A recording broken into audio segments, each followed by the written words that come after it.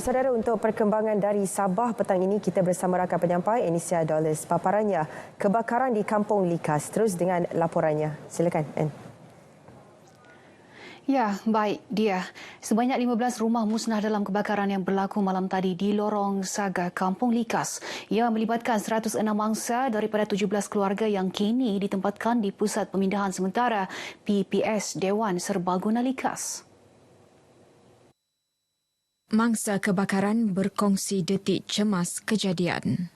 Okay, masa start pemula kebakaran tu, time tu saya baru balik dari main futsal. Saya tengok petir tu dia tengah, saya tengok langit tu petir dia tengah sambar sini sana. Lepas tu bila saya nampak ada satu kali petir tu dia dekat dengan kawasan perumahan kami. Tu saya masuk berlari sana. Saya tengok papan tu dia ada sudah api, dengan saya tengok pokok pun tu ada bekas macam bara api sudah. So keadaan tu memang huru-hara lah dengan keadaan tu, cuaca orang cakap kuat angin, ada hujan juga. Yang aku tengok api sejak. Lepas tu kami keluarlah dari rumah tu. Semua pun panik lah. Terus kami selamat dirikan sajalah begitu. Terus api tu pergi rumah sebelah. Terus meletup sudah tu gas. Semua barang yang penting, IC pun semua, dokumen semua tinggal. Itu je yang paling sedih. Pada masa itu saya ada di dalam rumah. Saya mendapat perkabaran ini daripada ke satu rumah. Jadi apabila saya terjaga, saya keluar dari rumah, ternampak api sudah merebak begitu cepat. Jadi apa yang kami perlu lakukan hanyalah untuk selamatkan benda-benda yang penting saja lah. Yang harta benda memang semua tidak boleh save lagi. Menurut Jabatan Bomba dan Penyelamat Malaysia JBPM Sabah, panggilan kecemasan diterima pukul 7.30 malam dan menggerakkan pasukan ke lokasi sebelum operasi ditamatkan sepenuhnya kira-kira 8.30 malam. Pembangunan sektor perhutanan terutamanya ladang hutan di Sabah tidak patut dilihat penyumbang bagi penyahutanan atau deforestation di negeri ini. Ini kerana ia dijalankan mengikut pelan pembangunan ladang hutan yang disahkan serta diluluskan Jabatan Perhutanan mengikut garis panduan komprehensif yang merangkumi sudut perlindungan alam sekitar. Kenyataan dibuat kerajaan ini sekaligus menafikan dakwaan pihak tertentu yang mengatakan pembangunan sektor perhutanan di Sabah melibatkan proses penyahutanan yang ketara serta menjejaskan litupan hutan. Tegas Ketua Menteri Datuk Seri Panglima Haji Jinor, pihak tersebut perlu membuat penelitian fakta yang lebih cermat dan memahami konteks pengurusan hutan di negeri ini.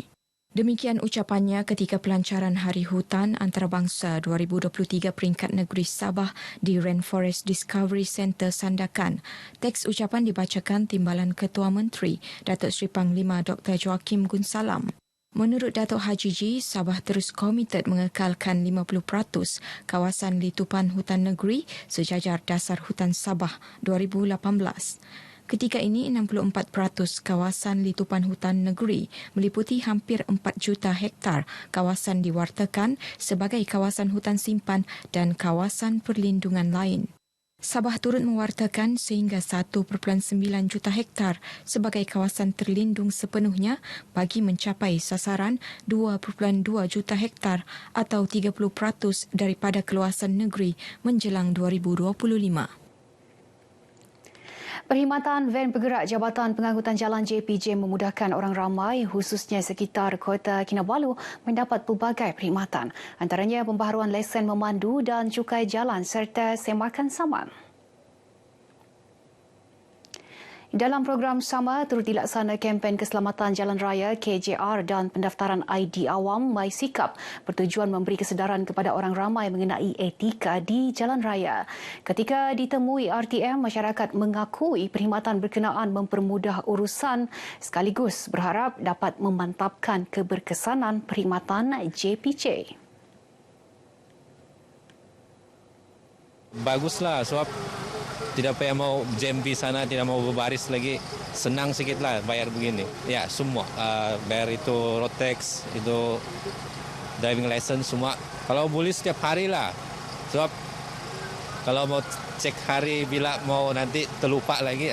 Sungguh happy lah. Habis ada dekat, kami ada dekat orang kampung yang ada dekat-dekat sini. Banyak terima kasih sama ini JPJ lah, ada tempat pemberian di sini. Jadi itulah banyak kawan-kawan saya dibilang kita terharu ada JPJ datang di kawasan Pekan Menggetal. Kalau tiap-tiap tahun ada atau tiap-tiap bulan tiap ada pemberian, dia orang ada sentiasa sini. Ada bagus. Very convenient, excellent.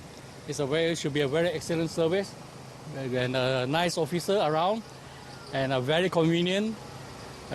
It helps the car owner a lot. Yeah, so we don't have to have a long queue in the main head office in JPJ. At the same time, UTC.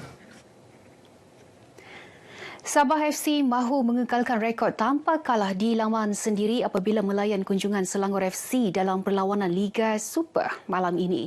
Bagi skuad Rhinos, perlawanan malam ini perlu mendapat kemenangan untuk terus mengukuhkan kedudukan terbaik dalam Liga. Kita kalau lihat daripada segi carta Liga, kita berada agak jauh dengan pasukan, bukan jauh, 5 mata di belakang Selangor. Jadi kita tahu bermain di tempat sendiri dan jika kita gagal mendapatkan sebarang mata bermakna kita akan ketinggalan lebih jauh. Jadi perlawanan ini penting untuk memastikan kita mengekalkan rekod kita terutama di tempat kita sendiri untuk memastikan kita merapatkan jurang kedudukan. Beliau berkata demikian kepada media ketika ditemui dalam sesi latihan Sabah FC di Padang Safa, Kota Kinabalu. Dato' Ong Kim Swee turut menyifatkan ia perlawanan terbaik dan seimbang untuk menilai tahap keupayaan kedua-dua pasukan. Beliau yakin selepas 2 kemenangan dalam perlawanan sebelum ini sudah pasti akan memberi keyakinan serta semangat juang yang tinggi kepada pemain. Dalam pada itu, beliau berharap pemain yang diturunkan dalam perlawanan ini terus kekal fokus serta meneruskan rentak kemenangan sekaligus merapatkan jurang kutipan mata dalam Liga. Sabah FC kini menghuni tangga keempat Liga Super manakala Selangor FC berada di tangga kedua. Baik, sekian paparan dari negeri di bawah Bayu. Teruskan kesetiaan anda bersama Berita RTM. Kembali bersama Dia untuk lebih banyak perkembangan semasa dalam negara. Teruskan, Dia.